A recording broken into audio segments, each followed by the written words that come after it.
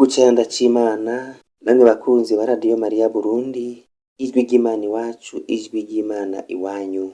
Tugeze ku musi wa mbere w'idominika ya 18 umwaka w'amasabamana ugaburikana kabiri mu gihe gisanzwe. Dufungurirwa ijambo ry'Imana rivuye mu gitabo c'umuhanuzi Yeremiya ikigabane ca 28 kuva ku karongo ka mbere gushika ku karongo ka 17. Inkuru nziza ya Yezu Kristo yanditswe na Matayo igabane ca 14 akarongo ka 13 gushika ka 21 be n'izaburi y'ijana na 18. Muri kumwe na Patiri Paul Rwasa muri Diocese Katolika ya Muyinga.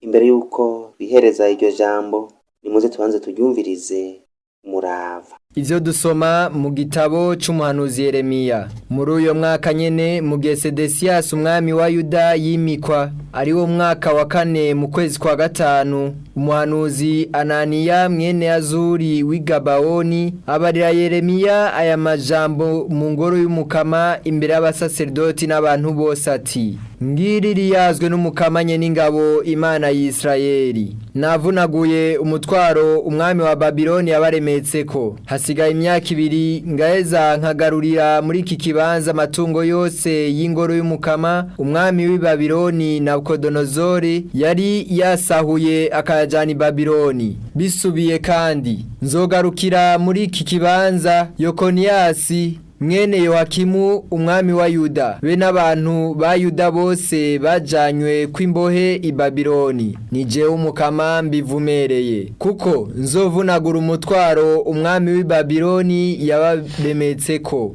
Umuhanuzi Yeremiya aca yishura umuhanuzi Ananiya imbere y'abasaserdoti n'abantu bose bari mu ngoro y'umukama ati: Amen. Umukama nagira uko, umukama narangure ivyo utuburiye ubu. Nakuri Babiloni amatungo y'ingoro y'umukama be n'abatwawe kw'imbohe bose ngo abagarurire muri iki kibanza. Ariko rero umva neza ayo ngomba kukubwira wewe n'aba bantu bose. Abantuzi badutanze twemi kuva kera narindi bama batuburira intambara, amapfa nikiza ko bizotera ibihugu vyinshi n'intara zihambaye. Umuhanuzi atuburira ivy'amahoro nawe akwiye kumenyekana nk'umuhanuzi yatumwe n'umukama mu ijambo ryiwe rizoba ritashe. Umuhanuzi Ananiya araheza kura kw'izosi ry'umuhanuzi Yeremiya wa mutwaro yari afise, arawuvunagura. Araheza avugira imbere y'ishengero ryose ati: Ngiri irivumerewe n'umukama. Hasigaye imyaka 2 ngaheza nkavunagura wa mutwaro umwami Nabukodonozori w'i Babiloni yabaremetseko mu kukura kw'izosi ry'ibihugu vyose. Ivyo biheze umuhanuzi Yeremiya aca arigira. Umuhanuzi Ananiya amaze kuvunagura wa mutwaro Yeremiya yari atwaye kw'izosi, umukama abwira Yeremiya aya majambo ngo: Genda ubwire ibi Ananiya, ngiri rivumerewe n'umukama. Umutwaro wavunaguye wari uw'ibiti gusa, ariko wasubije mu kibanza cawo umutwaro w'ivyuma. Koko ngiri ijambo umukamanye n'ingabo Imana y'Isirayeli avumereye. Umutwaro w'ivyuma niwo ndemetse kw'izosi ry'ibihugu vyose, kugira ngo bagamburukire umwami Nabukodonozori w'i Babiloni. Ibihugu vyose bizomugamburukira, kandi ndamuhaye ubukuru bwo kuganza n'ibikoko nyene vyo mw'ishamba.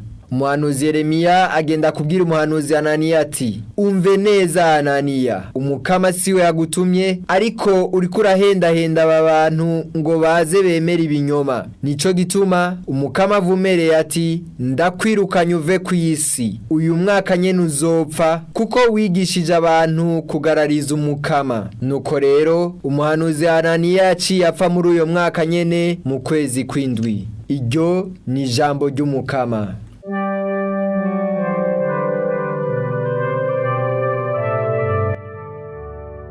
Mana yanje nunyigisha amategeko yawe. Mana yanje nunyigisha amategeko yawe. Nkingira inzira y'ibinyoma ungabira amategeko yawe. Ntunkure mu kanwa ijambo ry'ukuri, kuko nizigiye ingingo yawe. Mana yanje nunyigisha amategeko yawe. Abakubaha bakemera amategeko yawe nibigire hino tuyage. ese umusha wanje utotirimuka ku vyo ushaka niho ntokwigera ntetegwa. Mana yanje nunyigisha amategeko yawe. Ababisha naho bandonderera kabi, jeho ndazirikana isezerano yawe. Ingingo yawe sindayirengagiza kuko ari wewe unyigisha. Mana yanje nunyigisha amategeko yawe.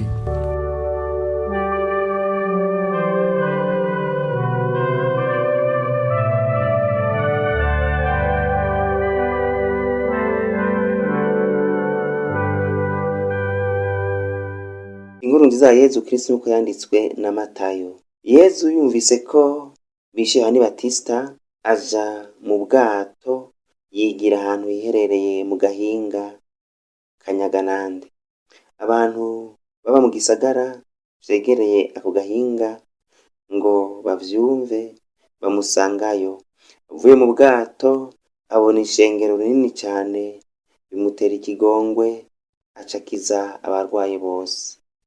Abigishwa babonye buriko burira, begera Yezu bamubaza bati, ahantu ni mu gahinga kandi burije, rungika abo bantu baje mu mihana kugura ivyo kurya. Ariko Yezu abishura ati, nta kibajana, namwe nimubahe ivyo barya. Nabo bati, nta kintu dufise ngaha, ndetse imikate 5 n'ifi 2. Abwira ati, binzanire. Ahejeje kubwira ishengero ngo ryicare hasi, yakira imikate na za fi 2, arangamiye hejuru arabihezagira, hanyuma amanyura imikate ahereza abigishwa biwe, nabo bahereza ishengero, bose bararya barahaga. Begeranije ivyo basigaje buzuza ibisimbo 12. Igitigiri rero c'abantu bari bariye cari 5,000 vy'abagabo, havuyemwo abagore n'abana. Dushimagize inkuru nziza ya Yezu Kristo.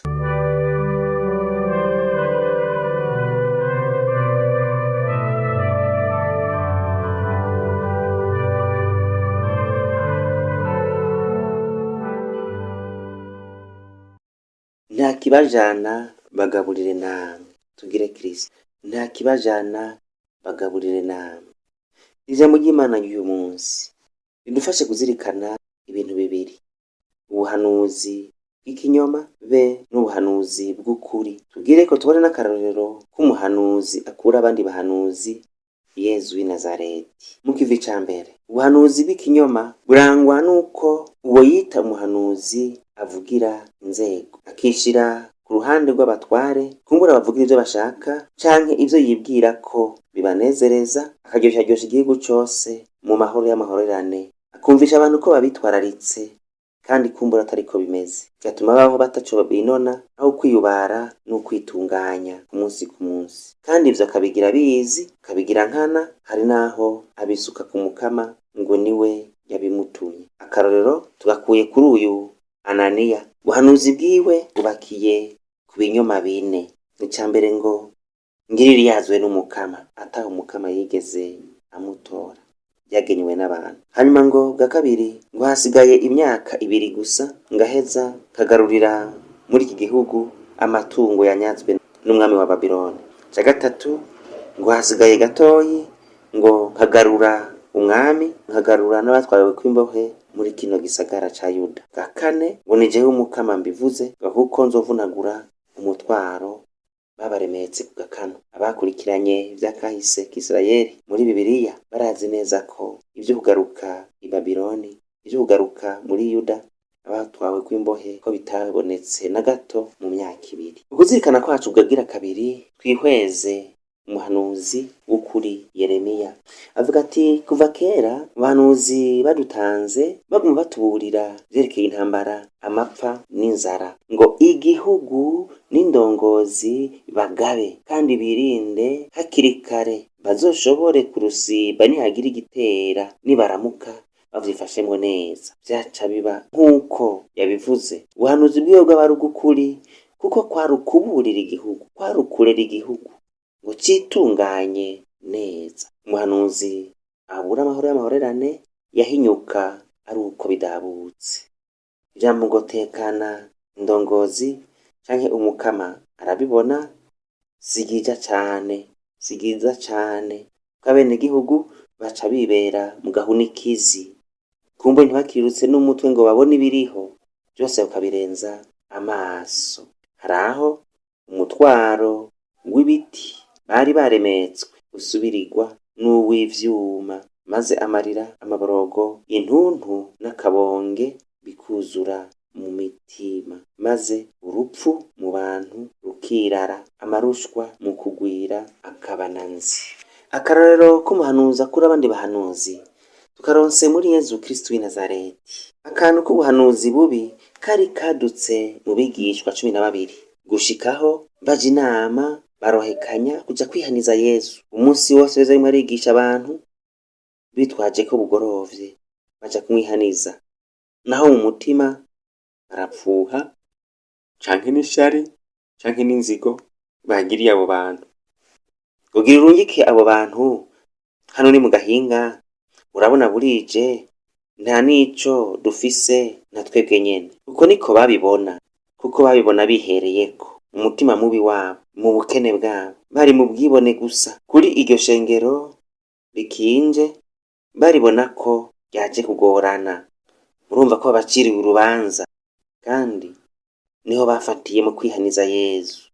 Kumbure mfashe uruhande rumwe rw'ivyo bavuze, ariko kubona abantu 12 bahindukiye bagahindukirira uwabatoye, ntihagire n'umakiriza urutoke ngo abibone ukundi, biratangaje kandi birababaje. Mu gisomwa havuze ngo begera Yezu bamubaza bati, bwa mu kibazo babajije mu vyo bavuze nta kibazo kirimwo, ahubwo bakaze bamuzaniye ingingo bafashe no kujingitwa kurimwo. Yamara Yezu suko abibona, afitiye impuhwe iryo shengero rimukikije, arifitiye ikigongwe nkuko tubizi mu kindi gisomwa, kuko bari bameze nk'intama zitagira umwungere. Ivyo ntivyizana. Kumbura abungere b'ico gihe nabo bari buzuye ubwibone, aribwo bwandukiye abo bigishwa ba Yesu, ko yabatoye abakuye mu bantu.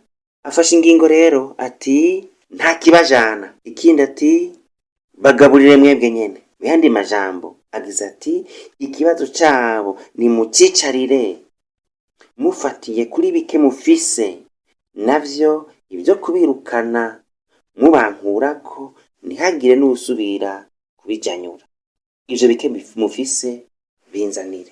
Arabihezagira, arabimanyura, arabibahereza, bagaburira ishengero ryose, bararya barahaga, begeranya ivyasigaye, buzuza ibikimenyi 12. Ego cane indya zigwira zisangiwe. Ugira impuhwe uwundi ukamugirira neza, ukamugaburira kutwawe, nawe ntuvira mwaho. Reka rero gutsindwa n'ingeso mbi ya Satani twanje canke ya burankwiye. Ubuhanuzi nyabwo s'amajambo aryohera ugutwi, n'ingendo irokora igasubiza ubuzima abo buriko burayama, n'ingendo yigura ubuzima bw'abandi, babeho kandi batunganirwe, bagira aho baba bubahwe. Aya mango mu gihugu cyacu no muri Ekleziya, bene uyo mugora wa burankwiye uratugeramira cane twese. Hari aho bihera hejuru bigashika hasi mu miryango, canke bigahera mu ngo bikaduga mu miryango, mu kibano no mu nzego. None ntiduhora twohekanya tuvuga ngo abana bo mwibarabara nabo bose bagenda barasegerereza bavuza inkoni niho bosubira iyo baje bava badatevye, vyanse bikunze. Burya niwo muti bakuweyo niki, baje bizigiye iki? None inkoni yo kwishura ivyo bibazo, igitsure cyo kwishura ivyo bibazo ihibambewe. Yezu ati ntaho baja bagaburire namwe. Yezu yatwigisha ingendo irimwo intambuko 3: kubigisha, kubagaburira no kubayobora, kuberekeza kujokorwa gusumba ikindi. hashobora gutangura kubigisha, hagakurikira kubagaburira, hagakurikira kubayobora, canke hagatangura kubagaburira, hagakurikira kubigisha, kubayobora, canke abo turiko turayobora tukabagaburira canke tukabigisha, tukabivukanisha, kuko bose ari abana b'Imana barateye impuhwe. Iyo hagize umuntu n'umwe atinangara kandi yarimwe ku rukundo rw'Imana, ashirwa kw'isi ngo aharonkere ubuzima kandi ahategurire ubuzima kandi ubuzima buhoraho. Nta kibajana, bagaburire namwe iryo bwirirwa ry'Umukama. Tugire Kristo. Nimwumvire